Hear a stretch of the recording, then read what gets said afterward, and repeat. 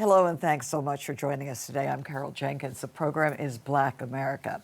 My guest today is Sade Lythcott, CEO of the National Black Theater, one of the longest-run theaters by a woman of color that was founded by her mother, the late Dr. Barbara Ann Teer. Later, we'll be joined by Patricia McGregor, artistic director of the New York Theater Workshop, where we'll discuss together how they are transforming the future of American theater. And Sade, thank you so much for being here. Of course, thanks for having me. I told you when I met you outside that I knew your mother.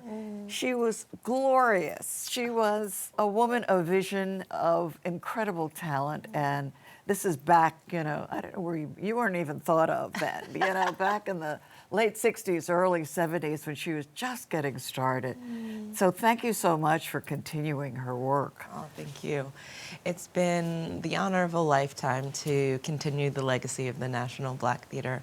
My mom, Dr. Teer, she was such a visionary. Yes. And it is, I think, a different and a rare kind of cultural institution when it's founded by an artist.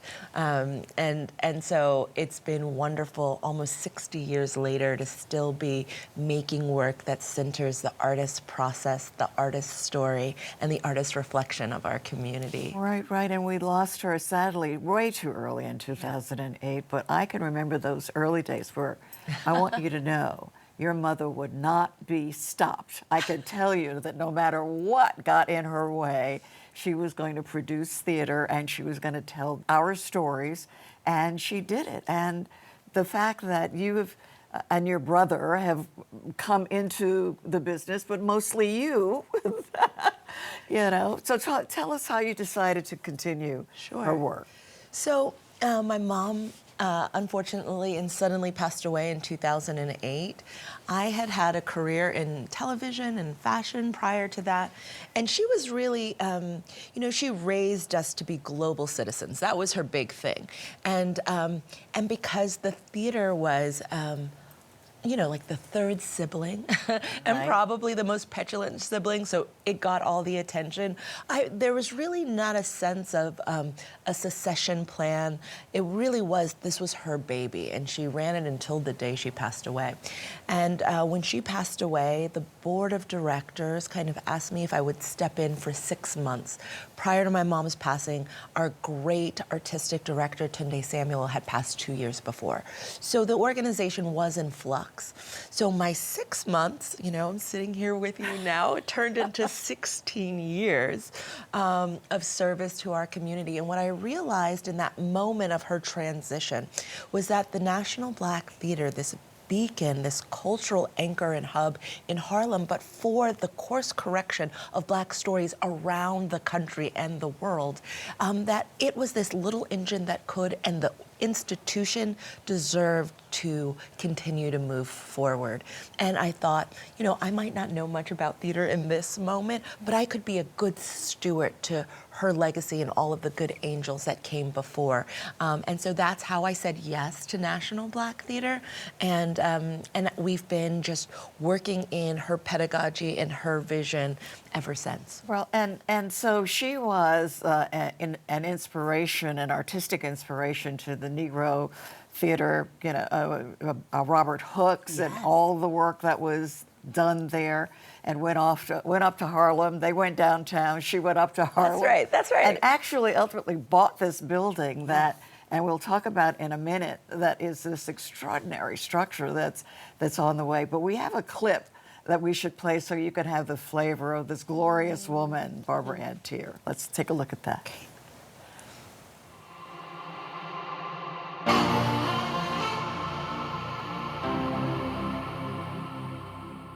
I said, okay, I want to create the process that causes for an Aretha or for Malcolm X or for Martin Luther King.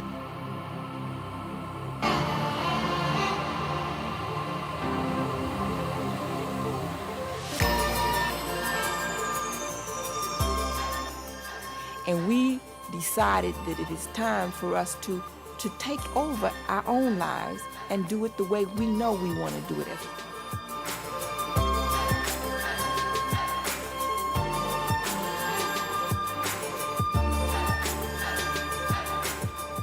National Black Theater was cited by President Reagan in 1986 as one of the 63 most important art institutions in the United States of America.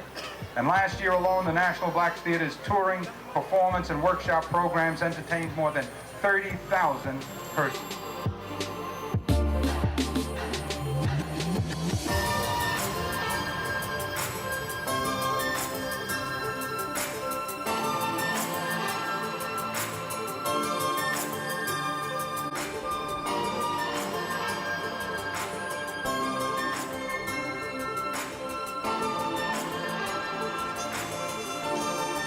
That was extraordinary, the work. Now, what you've done you've had a couple of really bellwether, fantastic years. If I could tell you, a Tony, a Pulitzer Prize winner. Tell us about Fat Ham and Pearly. Yeah. So one of the things that developing this new building during COVID allowed us to do is really force ourselves outside of Harlem and to really own and claim what it means to be the National Black Theater. And so during our itinerant period, we've been doing co-producing and developing new stories for the American theater canon. And our first show out of COVID was our second play by James Imes, called Fat Ham.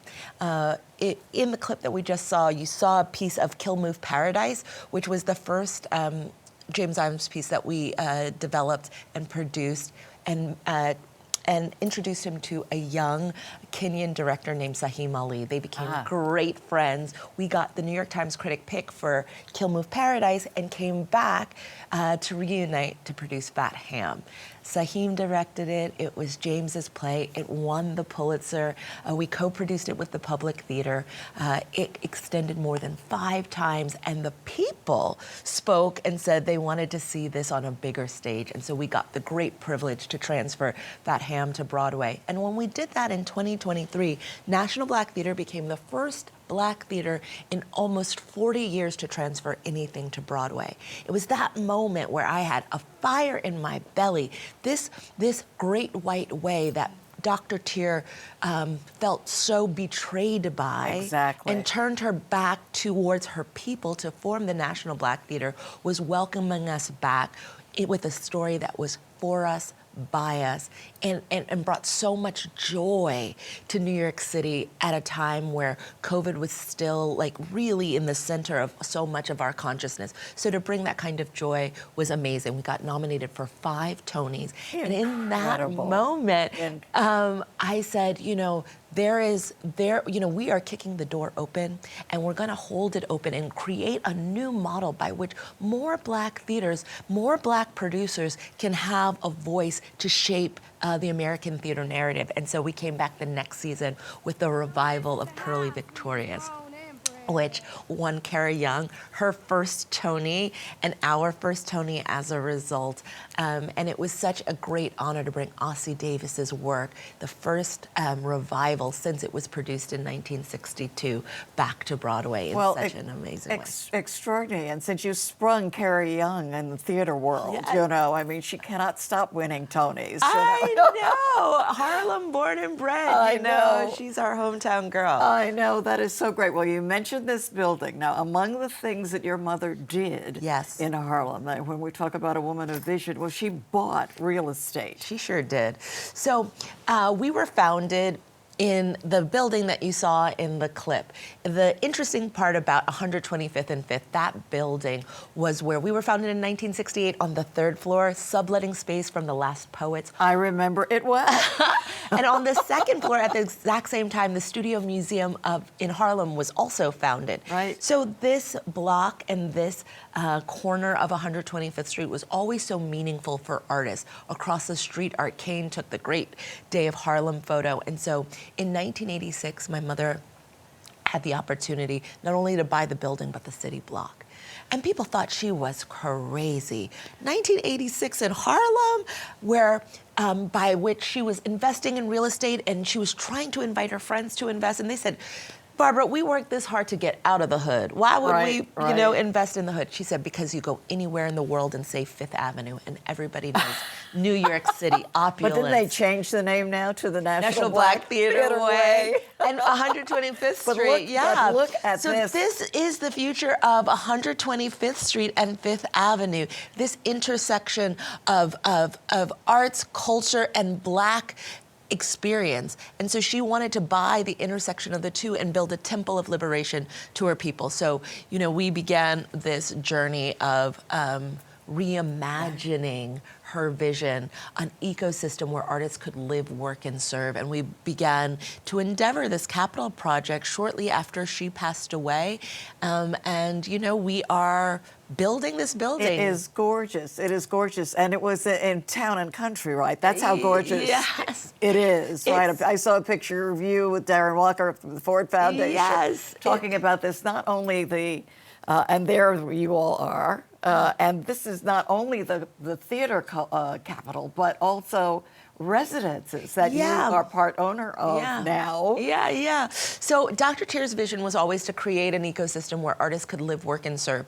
We understood that in order to create permanence for the organization, we needed to leverage our biggest asset, which was the real estate. And so National Black Theater and its board chair and its board of directors went through a 7-year ULURP to spot rezone our building, to build equity and value in the real estate, to help leverage and support the permanence of our theater. So in the reimagining of our space, it's mixed use, 222 units of housing that the developer Ray Harlem is building, commercial retail and food and beverage on the ground floor, and then of course the new home for the National Black Theater, which will be done in 2027. 2027, extraordinary. I just keep thinking, I'm remembering your mother and that first floor, Yes. Mounting those plays to know that years later, this is what, that she would own a block Yes. of Harlem, and that it would be rising in the stratosphere. Yeah, you know, the thing is,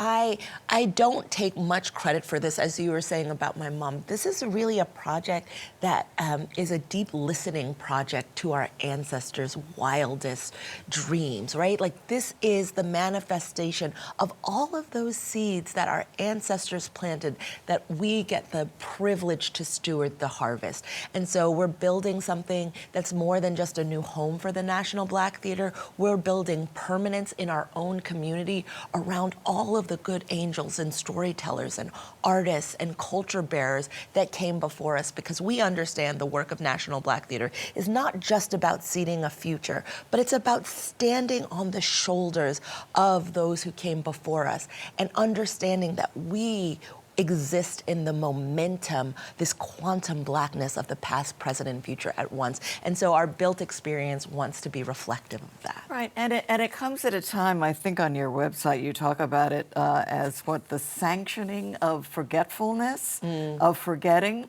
and that remembering is a radical act. Yeah, so this season is really dedicated to the idea of remembering as a radical act. You know, we see what's happening in our political sphere. We see what's happening in Washington, where, you know, websites are being scrubbed and erased of our history, and that we want to encourage our community to read, to remember, to preserve as a radical act.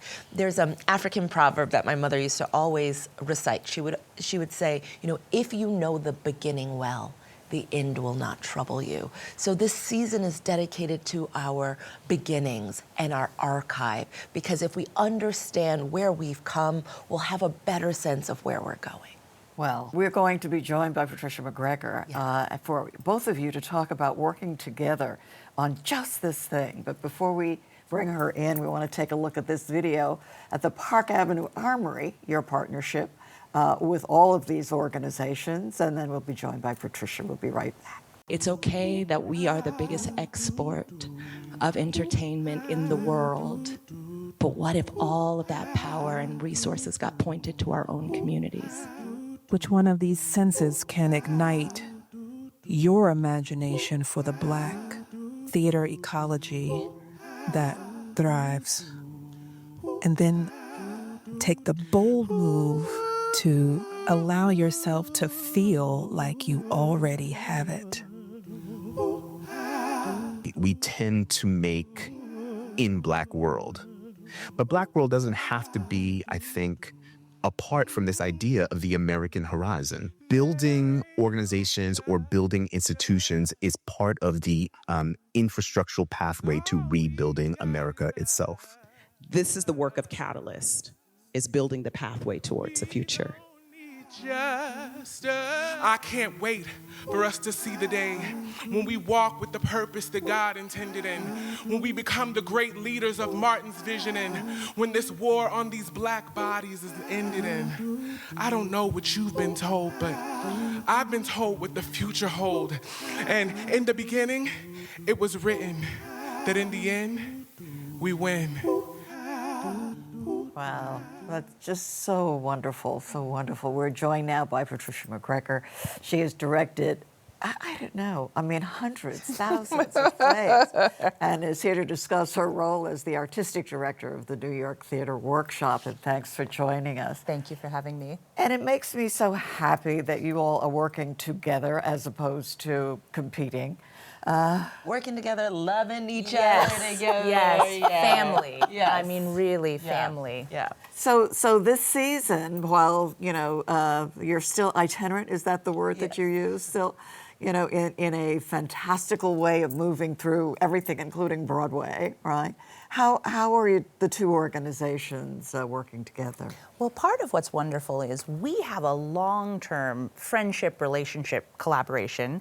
And then when I came into New York Theater Workshop, the first piece I saw just before I officially took the role was Dreaming Zenzile, which was a collaboration between MBT and New York Theater Workshop. So there's a long history of this collaboration. And this year, the particular piece we're working on together is a piece, Peculiar Patriot, by Lisa Jessie Peterson, that originated at NBT. And we decided at New York Theater Workshop to end our season with this festival, this In the Bricks Festival, to amplify some of those incredible work we've seen over the last decade. And this piece was one of the pieces that we had seen before. I continued to think about it, I continued to dream on it, and I continued to want to support it. And that only felt appropriate with the originator, NBT. So we are co-producing it as a part of this festival, and it's really, to me, such a thrilling culmination of dreaming together over the past 3 years, but really decades of relationship building, which is, I think, really what intersectional liberation, which is our goal, is all about. Intersectional liberation. That part. Well, I don't know. Is this the project that Lena Waithe has been mentioned? Yes. Okay, so that's a big deal. And a book? Yeah. So Lena came in this kind of new iteration of Peculiar Patriot to executive produce the show. The show is such an incredible one-woman show around mass incarceration, told by the fiery pen of Lisa Jessie Peterson, who started out as a teaching artist, and where she was assigned was Rikers.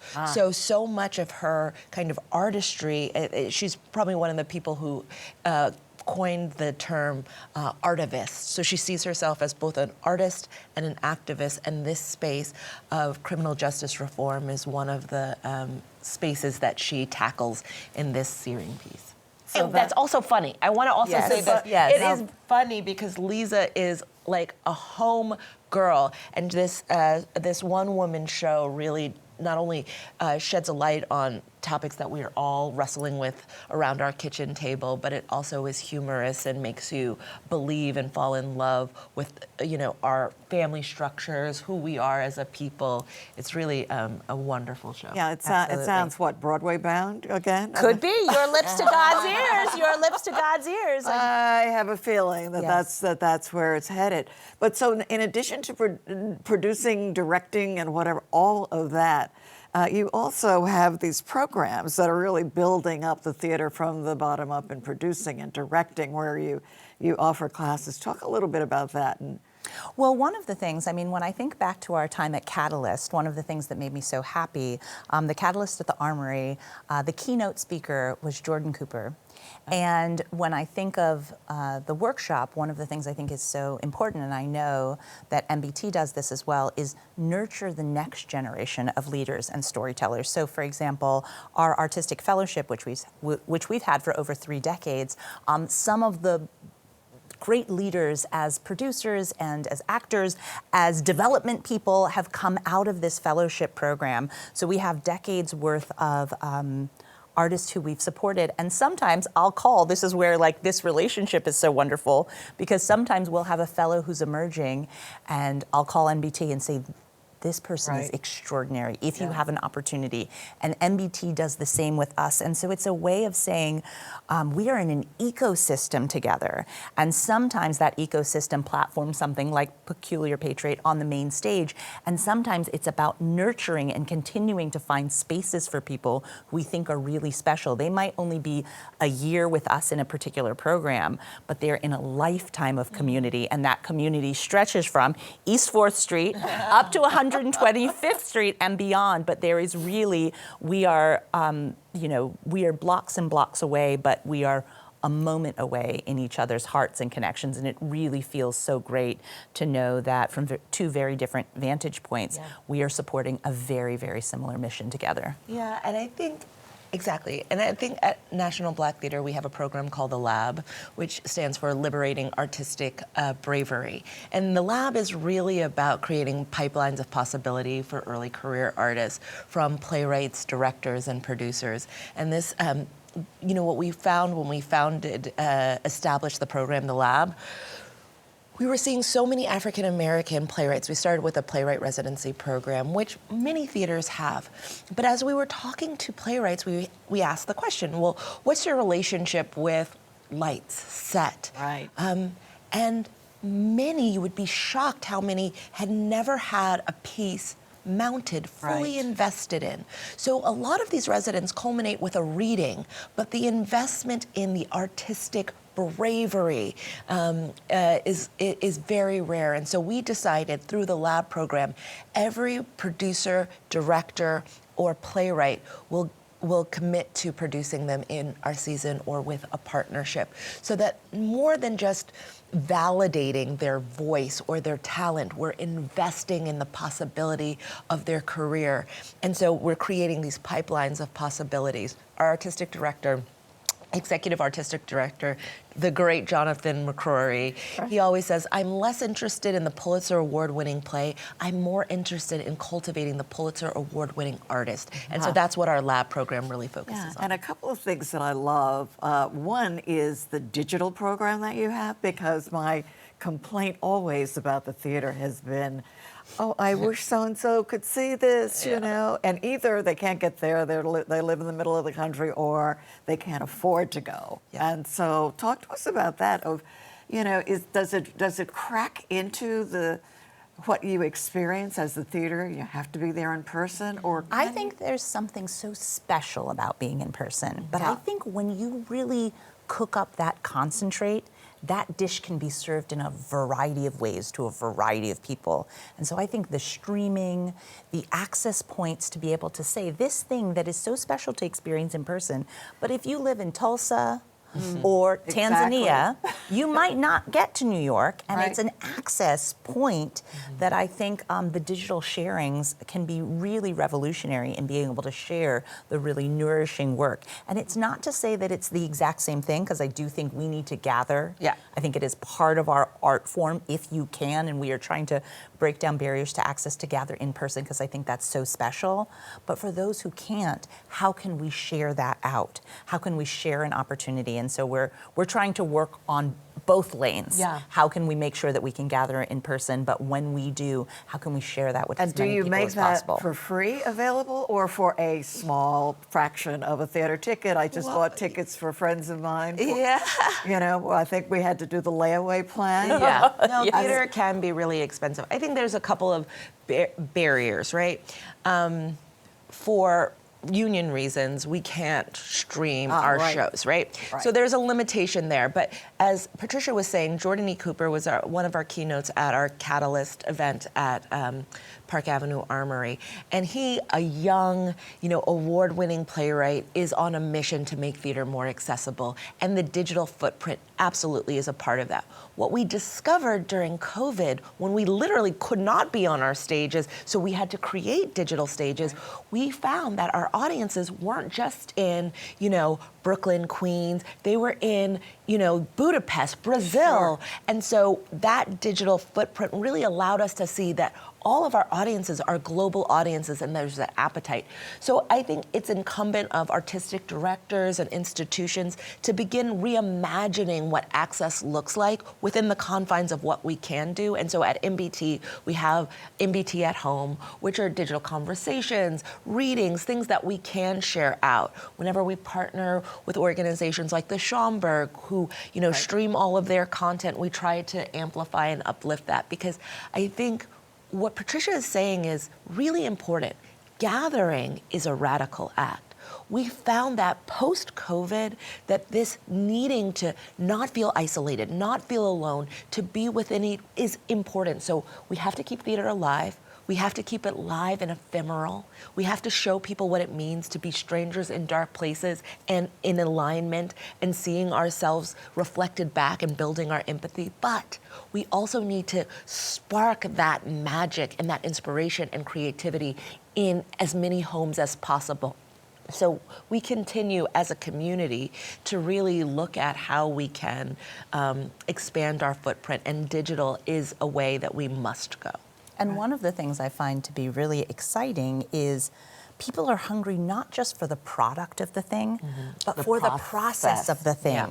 Right. How do you make a play? Yeah. How do you go about dreaming up from concept and make it onto a stage? One of my favorite collaborations, because we have a lot of them, Yeah, we do. is When Kings Come Home, which is a production that MBT was doing with the Apollo.